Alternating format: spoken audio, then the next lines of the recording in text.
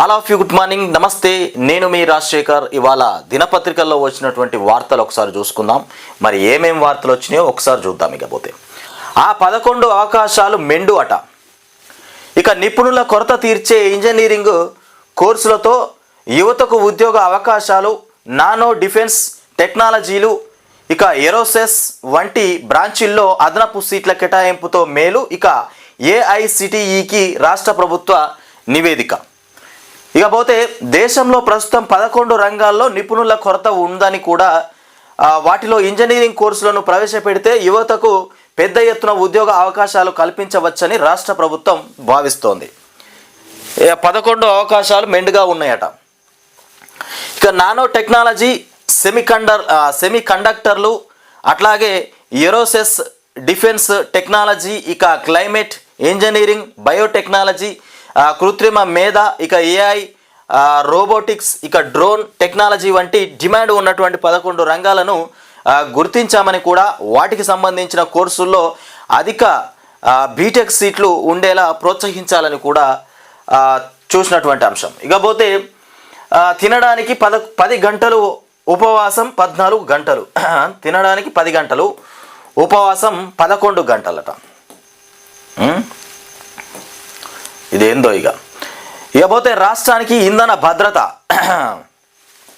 ఈ చూడు, ఇగో మన ముఖ్యమంత్రి రేవంత్ రెడ్డి ఏవో చేతిలో పట్టుకున్నాడు. ఏంటి ఇవి? Clean and green energy policy విడుదల చేస్తున్న సీఎం రేవంత్ రెడ్డి, అట్లాగే బట్టి, జూపల్లి, సుదర్శన్ రెడ్డి, ఇక సిఎస్ శాంతికుమార్. మొత్తానికి ఒక విషయం ఏంటంటే, రాష్ట్రంలో ఒక 3 మంత్రుల్ని మాత్రం అవుట్ చేయబోతున్నాం క్యాబినెట్ నుండి అనే వార్తలు అయితే వచ్చినాయి. నిన్న చూసినాం మనం. మొత్తం మీద 3 మంత్రులు వాళ్ళ పనితీరు సరిగా లేదట. ఇంకో 20 మంది ఎమ్మెల్యేల పనితీరు కూడా సరిగా లేదట.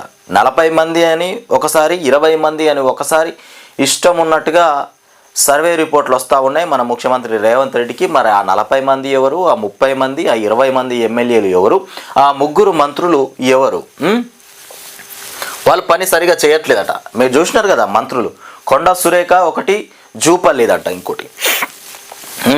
ఇక పెట్టుబడులు, ఉద్యోగ అవకాశాల పెంపు లక్ష్యం.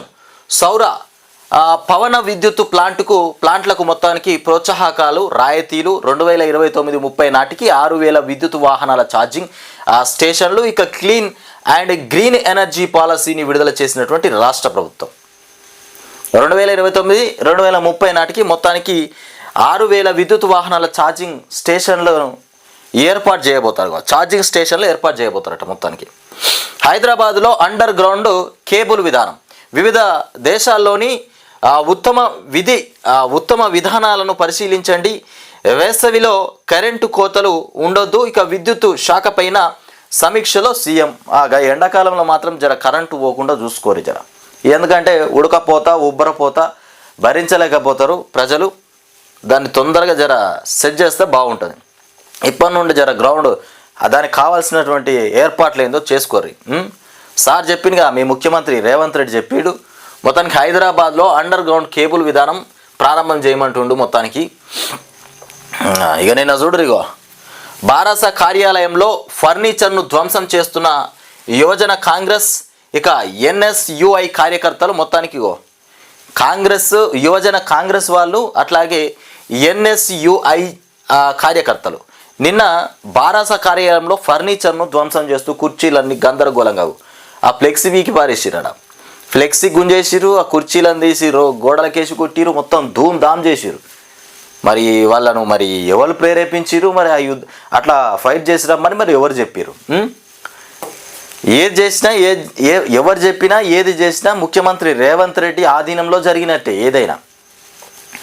ఇక యాదాద్రి జిల్లా బారాస కార్యాలయంపై దాడి. ఇక ఫర్నిచర్ను ధ్వంసం చేసిన యువజన కాంగ్రెస్ ఎన్ఎస్యుఐ కార్యకర్తలు, అట్లాగే సీఎం పైన బారాస జిల్లా అధ్యక్షుడు అనుచిత వ్యాఖ్యలు చేశారని ఆరోపణ.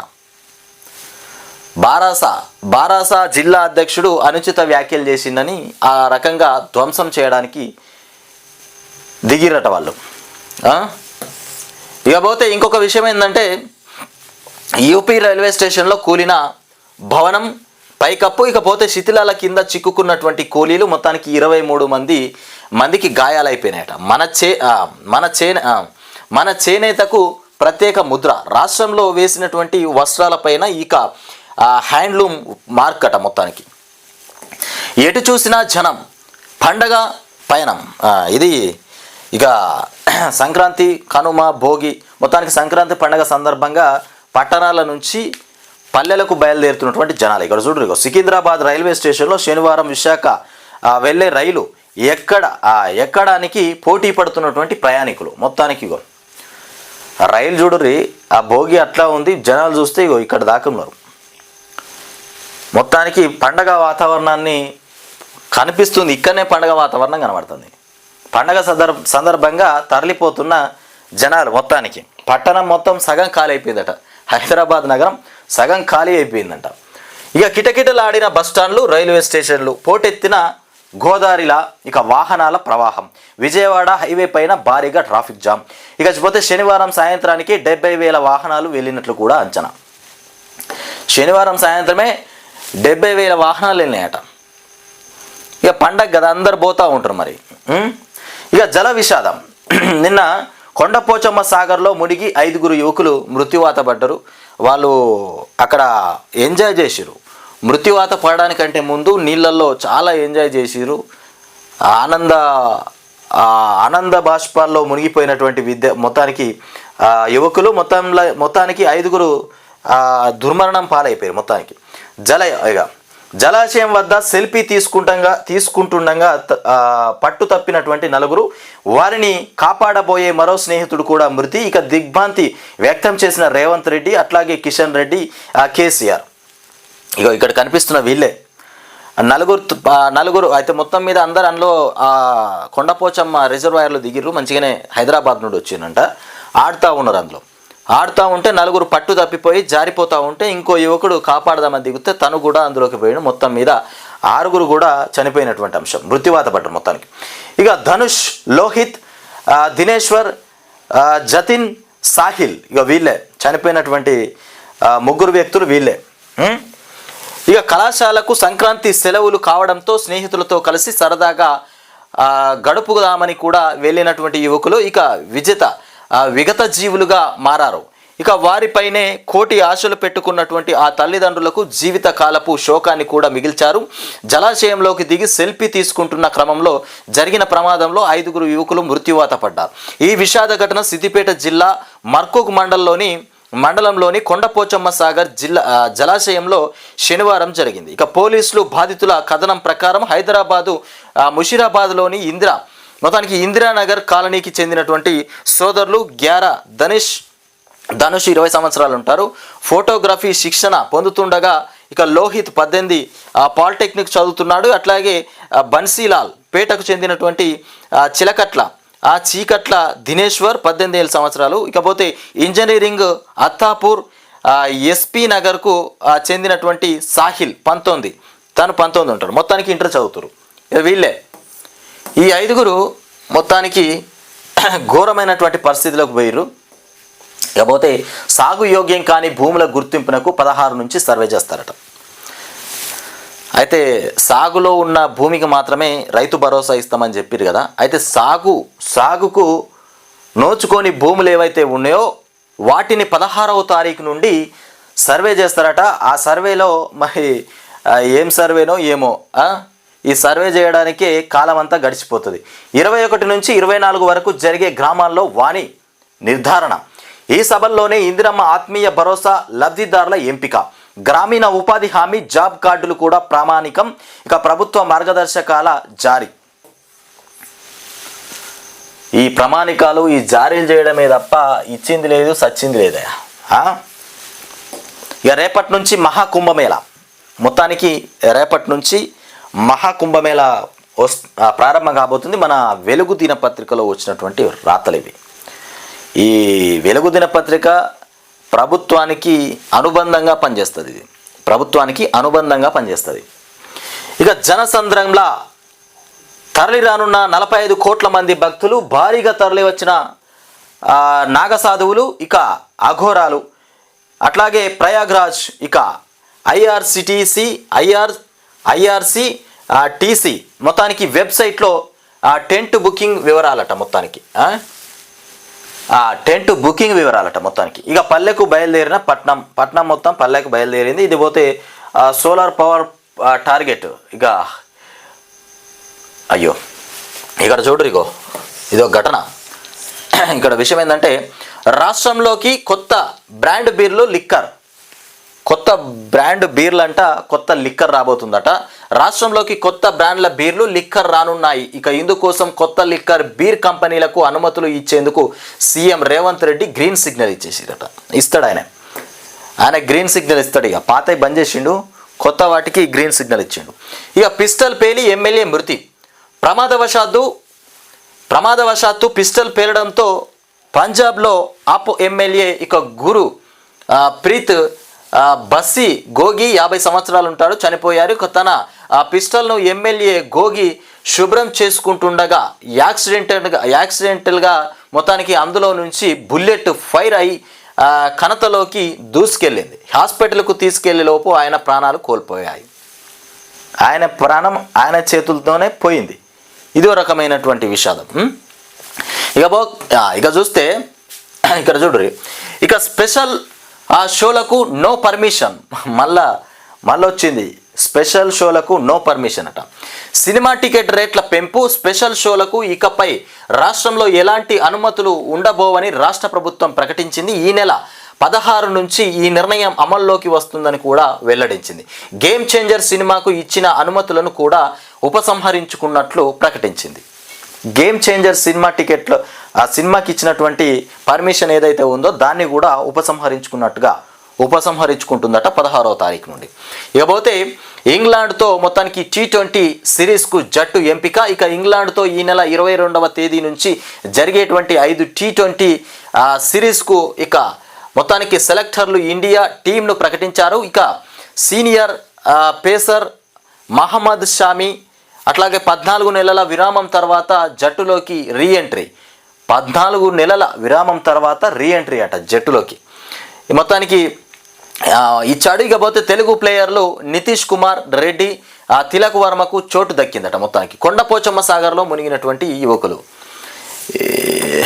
ఇలా రాతలన్నీ చాలా తక్కువనే ఉన్నాయి. అసెంట్ భూముల్లో వెంచర్లు. ఇక సిరిసిల్ల బీఆర్ఎస్ నేతల భూదంద కొత్త కోణం ఇదొకటి. ఇకపోతే సర్కారు భూమి కబ్జా చేసిన ఉక్కుపాదం మోపండి. సర్కార్ భూమి ఎవరైతే కబ్జా చేస్తారో వాళ్ళ పైన ఉక్కుపాదం మోపండి అంటూ బండి సంజయ్ చెప్తుండే. అవసరమైతే బుల్డోజర్లు దింపండి బండి సంజయ్. ప్రభుత్వానికి ఆఫీసర్లకు మేము అండగా ఉంటాం. కేసీఆర్ కుటుంబం బీఆర్ఎస్ లీడర్లు ధరణి పేరుతో ప్రభుత్వ భూములను మాయం చేశారని కూడా ఫైర్. ఇకపోతే ఆన్లైన్ గేమ్స్కు యువకుడు బలి. దాదాపు 40 లక్షలు పోగొట్టుకొని సూసైడ్. ఈ ఆన్లైన్ గేమ్లు చాలామంది ఆన్లైన్ గేముల్లో వల్ల చనిపోతున్నారు. ఇంకోటి అదేంది బెట్టింగ్లు, వాటి వల్ల కూడా చాలామంది చనిపోతుంది. షేర్ మార్కెట్లు ఇట్లా ఈ వ్యసనాలు, ఇదొక వ్యసనం లాంటిదే. దీన్ని నమ్ముకొని చాలామంది కూడా చనిపోయినటువంటి సంఘటన మనం చూసినాం. ఇక ఊర్లోనే 15 లక్షలు అప్పు తెచ్చి ఇచ్చిన తండ్రి. వరంగల్ జిల్లా వర్ధన్నపేటలో ఘటన. యాప్లో 1.50 లక్షలు పోగొట్టుకొని యువతి ఆత్మహత్యాయత్నం. ఏకంగా యువకుడు కాదు, 1,50,000 1,50,000 రూపాయలు పోడగొట్టుకున్నాడట. ఆన్లైన్ గేమా మన్నా మశానమా. ఇకపోతే పండగ వచ్చింది, సంక్రాంతి పండుగ. పట్టణాల నుండి పల్లెటూర్లకు పోతా ఉన్నారు ప్రజలంతా. ఇక ఇదే సమయం రా అని ఛార్జీలు గట్టిగా పెంచిరట. ఆర్టీసీ ఛార్జీల పెంపు. ఇక పంచాయతీ ఎన్నికల తర్వాత ప్రతిపాదనలు. కసరత్తు చేస్తున్న రేవంత్ సర్కార్. ప్రభుత్వానికి ఇక గుదిబండగా ఫ్రీ బస్సు. ప్రతి నెల ఖజానా పైన 450 కోట్ల భారం. ఛార్జీలు పెంచకపోతే మనుగడ కష్టం. ప్రభుత్వానికి తేల్చి చెప్పిన ఆర్టీసీ. ఛార్జీల పెంపునకు సర్కార్ ఓకే. ప్రతిపాదనలు సిద్ధం చేయాలని ఆదేశం. సంక్రాంతి పండుగ తర్వాత లేదంటే స్థానిక సంస్థల ఎన్నికల తర్వాత ఇక పెంపు. కనీసం 25% ఛార్జీలు పెంచే యోచన ఉందట. మొత్తానికి కనీసం 25% ఛార్జీలు పెంచేటువంటి యోచన ఉందని చెప్తారు. ఇకపోతే పల్లెకెళ్ళిన పట్నం. సంక్రాంతికి ఊరెళ్తున్న జనం. ఇట్లా ఛార్జీలు పెంచుతారు. పంచాయతీ ఎన్నికల తర్వాత ప్రతిపాదనలు కసరత్తు చేస్తున్న రేవంత్ సర్కార్. మొత్తానికి ఆర్టీసీ ఛార్జీల పెంపు. తెలంగాణ బ్యూరో మొత్తానికి జనం నెత్తిన సర్కార్ మరో పెనుభారం వేయబోతోంది. తొందరలోనే ఆర్టీసీ ఛార్జీలు పెంచబోతున్నట్లు కూడా తెలుస్తున్నటువంటి అంశం. ఇక ఈ మహిళలకు ఉచిత ప్రయాణం అని పెట్టిండు. ఈ మహిళ భార్యది భర్త నుండే గుంజుడు అన్నట్టు. అంటే భార్యాభర్తలు ఇద్దరు కలిసి ప్రయాణం చేస్తే ఒక ఆమె ఫ్రీగానే పోతుంది. మనం అనుకుంటాం భార్య ఫ్రీగానే, మా వాళ్ళు ఫ్రీగానే వస్తారు అనుకుంటాం, కానీ మీ వాళ్ళ ఛార్జ్ కూడా మీ మీదకి వెళ్ళేది ఇస్తాడు. ఇప్పుడు ఇది కథ. ఇక సంక్రాంతికి ఊరెళ్తున్నటువంటి జనం, కిలోమీటర్ల మేర ట్రాఫిక్ జామ్. ఇక NH65 పైన ఇక గంటకు 1000 కార్లట. టోల్ గేట్ దగ్గర భారీ క్యూ. బస్సులు దొరక్క జనం తిప్పలు. గంటల తరబడిగా ఇక ఎదురు చూపులు. సమాచారం చెప్పిన అధికారులు ఇక పని చేయని గమ్యం యాప్, ఇక సమాధానం చెప్పని హెల్ప్ లైన్. ఇక అధికారుల తీరుపైన ప్రయాణికుల ఆగ్రహం. ఆ గమ్యం చూపించేటువంటి మ్యాప్ కూడా పనిచేస్తలేట ఈ రద్దీకి. సమాచారం చెప్పని అధికారులు, పని చేయని గమ్యం యాప్, గంటల తరబడి ఎదురు చూపులు. ఇట్లా జరుగుతుంది. ఇక రేవంత్ సారు మా భూములు ఇడిచిపెట్టు. ఇది చూడరిగో, సారుకు ఒక మహిళ దండం పెడుతుంది. మరి ఏం జరిగిందా అంటే అలా భూములు గుంజుకుంటుండట రేవంత్ సార్ మీకు దండం పెడతా, మా భూములు ఇడిచిపెట్టురే అని దండం పెడుతున్నటువంటి ఘటన. మా పొట్ట మీద కొట్టకండి, అన్నం పెట్టే రైతులకు విషం పెట్టకండి, మీకు కోటి దండాలు పెడతాం, మీ కాళ్ళు మొక్కుతాం. మా పక్కనున్న తిరుపతి రెడ్డి 100 ఎకరాల జోలికి ఎందుకు పోరు? ఇక గ్రీన్ ఫీల్డ్ రేడియల్ రోడ్డు బాధితులు మొత్తానికి. ఇక చూడరు, అలా పక్కపొంటి ఉన్నటువంటి తిరుపతి రెడ్డికి 100 ఎకరాల భూమి ఉన్నదట. మరిగా తిరుపతి రెడ్డి జోలికి పోరు. మా చిన్నకారి రైతులు 100, 1, 2, 3 ఎకరాలు ఉన్నటువంటి మా రైతుల జోలికి ఎందుకు వస్తున్నావు? నీకు దండం పెడతామని చెప్తున్నారు.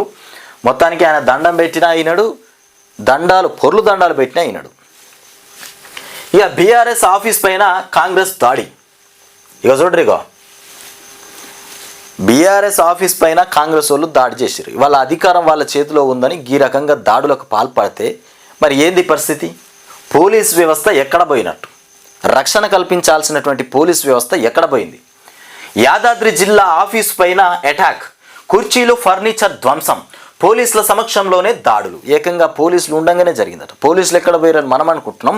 పోలీసులు కళ్ళు అప్పగించి చూస్తుండగానే ధ్వంసాలు జరిగినాయి, దాడులు జరిగినాయి. ఇది తెలంగాణ రాష్ట్రంలో జరుగుతున్నటువంటి పరిస్థితి ఇట్లా ఉన్నది. పోలీసుల సమక్షంలోనే దాడులు, రోజు రోజుకు పెరుగుతున్న కాంగ్రెస్ అటాక్స్. ఇక మొన్న బీజేపీ, నిన్న బీఆర్ఎస్ ఆఫీస్. ఇక గూండా రాజ్యం చెల్లదు. ఇక పోతే కేటీఆర్ సమాధానం చెప్పలేక దాడులు. హరీష్ మాట్లాడుతున్నటువంటి అంశం. ఇక దాడిని ఖండించిన బీఆర్ఎస్ నేతలు. కేటీఆర్ సమాధానం చెప్పకపోతే ఈ రకంగా దాడులు. ఇక ఫైనల్, పైసలు లేవు, వచ్చినాక పథకాలు ఇస్తాం. మన పొంగులేటి చెప్తున్నటువంటి మాట చూడు. ఇక పైసలు లేవట. ఇప్పుడు పథకాలు మేము మస్తుగా అనౌన్స్ చేసినాం, కానీ బిడ్డ జర ఆలోచన చేయరు. ఇప్పుడు పైసలు లేవు, పైసలు రాగానే పథకాలన్నీ అమలు చేస్తామని చెప్తుండు. ఇబ్బంది ఉన్న మాట వాస్తవం, లేదని చెప్తే తప్పు చేసినట్లే. ఆర్థిక పరిస్థితి మెరుగుపడ్డాకే అమలు. ఇక విడతల వారీగా హామీల అమలు చేస్తాం. ఖమ్మంలో మంత్రి పొంగులేటి చెప్పినటువంటి మాట. పైసలు లేవని చెప్పేసింది. ఇక తప్పైంది క్షమించండి. 5 యువకులు గల్లంతు. ఇకపోతే త్వరలో కొత్త బ్రాండ్ల మందుకు గ్రీన్ సిగ్నల్ ఇచ్చిండు సీఎం. రివ్యూ మంత్రి డుమ్మా. ఆరోగ్య శాఖ మంత్రి డుమ్మా కొట్టినట. మంత్రి లేకుండానే రివ్యూ చేస్తున్నారు. చూడు, ఆరోగ్య శాఖ మంత్రి లేకుండానే ఉస్మానియా హాస్పిటల్పై సీఎం రివ్యూ చేపట్టారు. ఇక జూబ్లీ హిల్స్ ప్యాలెస్లో అధికారులతో సమీక్ష. ఈ నెలాఖరులో శంకుస్థాపనకు నిర్ణయం. ఇక డిజైన్లు సిద్ధం చేయాలని రేవంత్ ఆదేశం. మంత్రి లేనేలేడట. ఆరోగ్య శాఖ మంత్రి లేకుండానే రివ్యూ చేపట్టిందట. ఎవ్వరింటలేరు రేవంత్ రెడ్డి మాట, వినేటోళ్ళు లేరు. ఇక అయిపోయింది ఆయన మాట. ఇకపోతే ఇరాన్లో జంట పేలుళ్ళు, 103 మంది మృతి. ఇక సులేమానీ వర్ధంతి సందర్భంగా భారీ ర్యాలీ. కారు, బ్యాగు, బాంబులు పేల్చిన దుండగులు. ఇక శ్మశాన వాటిక వద్ద చెల్లా చెదురైనటువంటి మృతదేహాల్లో 211 మందికి గాయాలు. ఇక మృతుల సంఖ్య మరింత పెరిగే ఛాన్సు ఉంది. ఇక ఉగ్రదాడిగా ప్రకటించినటువంటి ఇరాన్ సర్కార్. మొత్తానికి ఇది ఉగ్రవాదులు చేసినటువంటి దాడిగా ఇరాన్ సర్కార్ మొత్తానికి ప్రకటించిందట. అక్రమాలు ఇక కనవ ఓ సాయిదేవ. కర్నూలు పశ్చిమ ప్రాంత ఎమ్మెల్యే అక్రమాల దందా. కర్నూలుకు సంబంధించి చేరికలు. అధికార పార్టీ కీలక నేతలు ఇక టీడీపీలోకి. మొత్తానికి ఈ మెయిన్ పేపర్లో మొన్నటిదాకా ఏమొచ్చినాయి? ABN Andhrajyothy. ABN Andhrajyothy Telangana paper మనం తీసుకోలేదా మరి?